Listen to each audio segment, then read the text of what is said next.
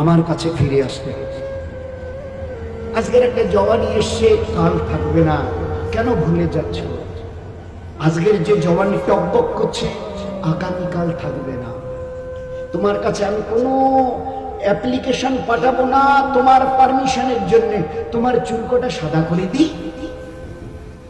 একবার তোমার কাছে আমার চিঠি যাবে না, তোমার ওই 32টা পাথরের মতো দাঁত সরিয়ে দিই।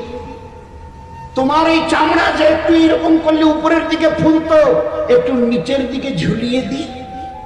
তোমার ওই চোখ তাকালে লাল টক টক টকবক করতো, লাল চোখ ঝাপসা হবে, একটু তোমার কাছে অনুমতি নিই। এ কান অপূর্ব হতো, বধির হয়ে যেত, কাছের লোক এসে জোরে বলল শুনতে না, তোমার কাছে একটু পারমিশন নিই। বলো। আল্লাহ বলছো আমাদের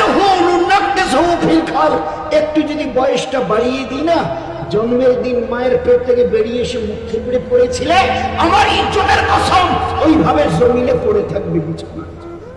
মাছি এসে দুই গালে দুই চোখের কোটায় বসে বড় তৃপ্তি সহকারে রস চুষবে, হাতটা তুলে এইরকম করার তোমার ক্ষমতা থাকবে না।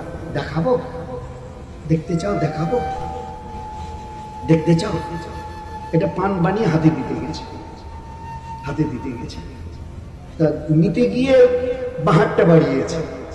তা বলছে যে কাকু কাকু চাচা দেখছেন ও হাতটা? তো খালি বাবা দেখা পাচ্ছ না? এটা দেখছো, এটা বোঝা ঝুলে আছে, চিমটি কাটা কিচ্ছু। উপরওয়ালা একজনকে সামনে রেখে জবাব দিচ্ছেন, ও 800 কোটিওয়ালা,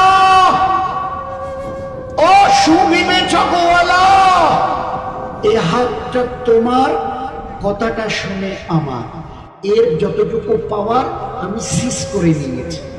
তো বাকি এ করা তো দূরের কথা, একটা পান হাত দিয়ে ধরে নিজের গালে দেবে এতটুকু ক্ষমতাও তোমার থাকবে না। তো কিসের অহংকার করছো? আমার এই জমিনে আমার কাছে ফিরে আসতে হবে না? কুল্লু নাফসিন যায়কাতুল মাউত সুম্মা ইলাইনা তুরজাউন। Every soul will taste of death.